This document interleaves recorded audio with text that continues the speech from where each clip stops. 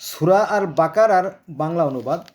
আজকে আমি 142 থেকে 150 আয়াতের বাংলা অনুবাদ বলবো আপনাদেরকে। চলো শুরু করি। সূরা আল বাকারা আয়াত নম্বর 142। এখানে বলা হয়েছে যে শীঘ্রই নির্বোধেরা বলবে তারা যে কিবলার দিকে মুখ করত তা কেবলা হতে তাদেরকে ফিরিয়ে দিল। বলুন, পূর্ব ও পশ্চিম আল্লাহরই, তিনি যাকে ইচ্ছে তাকে সরল পথ পরিচালিত করেন। পূর্ব ও পশ্চিম দিকে মুখ ফেরার মতো কোনো কল্যাণ নাই, এ সব দিকে আল্লাহর দিক। তারপরে জাস্ট ফর্মালিটি মেনটেন করার উদ্দেশ্যে আমরা একটা নির্দিষ্ট স্থান নির্ধারণ করি, সেটা হচ্ছে কাবা। এভাবে এক একটা ধর্মের জাতিগোষ্ঠীর এক এক ধরনের নিয়ম কানুন আল্লাহবাক বাতিল দিয়েছেন, এটা কোরআনের কথা। এখন এ নিয়ে বাড়াবাড়ি করার কোনো সুযোগ নাই, এটা আল্লাহর কথা। আচ্ছা, এবার আসেন আমরা সূরা আল বাকারা আয়াত 143। সেখানে বলা হয়েছে, এভাবে আমি তোমাদেরকে এক মধ্যপন্থী উম্মত রূপে প্রতিষ্ঠিত করেছি, যাতে তোমরা মানবের সাক্ষী স্বরূপ এবং রাসূল তোমাদের জন্য সাক্ষী স্বরূপ হবে। আপনি এযাবৎ যে কেবলার অনুসরণ করেছিলেন, উহাকে এজন্য প্রতিষ্ঠিত করেছিলাম যাতে জানতে পারি কে রাসূলের অনুসরণ করে আর কে ফিরে আসে। আল্লাহ যাদের হিদায়াত করেছে তারা ব্যতীত অন্যের নিকট এটা নিশ্চয়ই কঠিন, এবং আল্লাহ এমন নন যে তোমাদের ঈমান নষ্ট করবেন। নিশ্চয়ই আল্লাহ মানুষের প্রতি দয়াগ্র করুণাময়। সূরা আল বাকারা আয়াত নম্বর 144। সেখানে বলা হয়েছে, আকাশপানে আপনার বারংবার দৃষ্টিকে আমি লক্ষ্য করি, তাই আপনাকে এমন অভিপ্রেত কেবলার দিক ফিরাচ্ছি যা আপনি পছন্দ করেন। আপনি মসজিদুল হারামের দিকে মুখ ফেরান। তোমরা যেখানেই থাকো না কেন তার পানে মুখ ফেরাও, এবং যাদেরকে কিতাব দেওয়া হয়েছে তারা জানে যে উহা অর্থাৎ ধর্মগ্রন্থ তাদের প্রভুর প্রেরিত সত্য। তারা যা করে সে সম্পর্কে আল্লাহই উদাসীন। সূরা আল বাকারা আয়াত নম্বর 145। এখানে বলা হয়েছে, কিতাবীদের নিকট সমস্ত দলিল পেশ করেন। কিতাবীদের নিকটে সমস্ত দলিল পেশ করেন,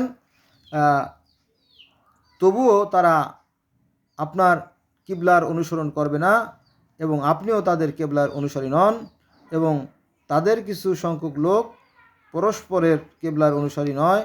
আপনার নিকট ইলম আসার পর যদি ওদের প্রবৃত্তির অনুসরণ করে, নিশ্চয়ই তখন আপনি জালিমদের অন্তর্ভুক্ত হবেন।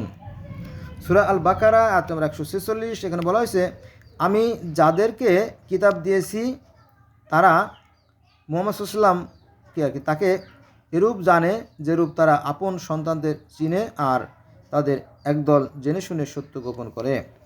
সূরা আল বাকারা আয়াত নম্বর 147। এখানে বলা হয়েছে, হক উহাই যা প্রভুর নিকট থেকে প্রাপ্ত।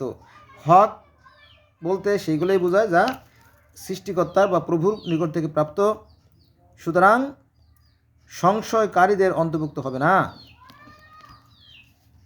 এবার একটা খুব সাংঘাতিক একটা আয়াত চলে আসছে, সেটা হচ্ছে যে সূরা আল বাকারার 148 নম্বর আয়াত থেকে বলা হয়েছে যে প্রত্যেকের নির্দিষ্ট দিক আছে। সৃষ্টিকর্তা পৃথিবীতে অসংখ্য জাতি, অসংখ্য বর্ণ, অসংখ্য ভাষা, অসংখ্য ধর্ম সৃষ্টি করছেন, যেটা আমরা জানি না, আর অন্য ধর্মের মানুষ হয়তো আমাদেরকে জানে না, এরকম বিষয়টা।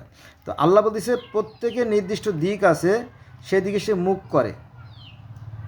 এক একটা ধর্ম আছে যারা উত্তর দিকে মুখ করে, কেউ আছে দক্ষিণ দিকে মুখ করে, কেউ পূর্ব দিকে মুখ করে, কেউ পশ্চিম দিকে মুখ করে, কেউ উপর দিকে মুখ করে, এরকম আছে, যদি আপনারা জানতেন, কিন্তু অনেকেই জানে না। তো আল্লাহ বলতেছে প্রত্যেকের নির্দিষ্ট দিক আছে, সে দিক মুখ করে।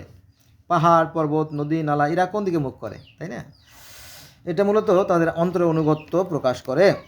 এটা খুব জটিল বিষয়, এখানে যাব না। তো প্রত্যেকের নির্দিষ্ট দিক আছে, সেদিকে সে মুখ করে, সুতরাং সৎ কাজে প্রযোজিত হও। তোমরা যেখানে থাকো না কেন আল্লাহ সকলকে একত্র করবেন, এবং আল্লাহ সর্বশক্তিমান। সূরা আল বাকারা আয়াত নম্বর 149। সেখানে বলা হয়েছে, যেখান থেকেই বের হও না কেন মসজিদুল হারামের দিকে অর্থাৎ কাবা শরীফের চেহারা ফেরাবে, এবং উহা আপনার প্রভুর নিকট প্রেরিত সত্য। তোমরা যা করো সে সম্পর্কে আল্লাহ গাফিল নন আর কি। সূরা আল বাকারা আয়াত নম্বর 150, সেখানে বলেছে আপনি যেখান থেকে বের হন না কেন মসজিদুল হারামের দিকে চেহারা ফিরে রাখুন এবং তোমরা যেখানেই থাকো না কেন উহার দিকে মুখ ফিরাবে, যাতে তাদের মধ্যে জালিমগণ ব্যতীত অন্যরা তাদের বিরুদ্ধে বিতর্ক না করে। সুতরাং তাদের ভয় করো না, একমাত্র আমাকে ভয় করো, যাতে আমি আমার নিয়ামত তোমাদের পূর্ণরূপে দান করতে পারি এবং সম্ভবত তোমরা পথ প্রাপ্ত হবে। বন্ধুরা, আজকে এই পর্যন্ত রইল। সবাই ভালো থাকবেন। আল্লাহ হাফেজ। এখানে আপনি যদি দেখেন যে আল্লাহ পাক এক একটা জাতির জন্য এক একটা নিয়ম কানুন বাতিল দিয়েছে। এই বিষয়গুলো খেয়াল রাখা দরকার। আপনি বলবেন আর অন্য জাতি আপনারা সে কথা মেনে দেবে, এত সহজ ভাবাটা উচিত না। ধন্যবাদ সবাই।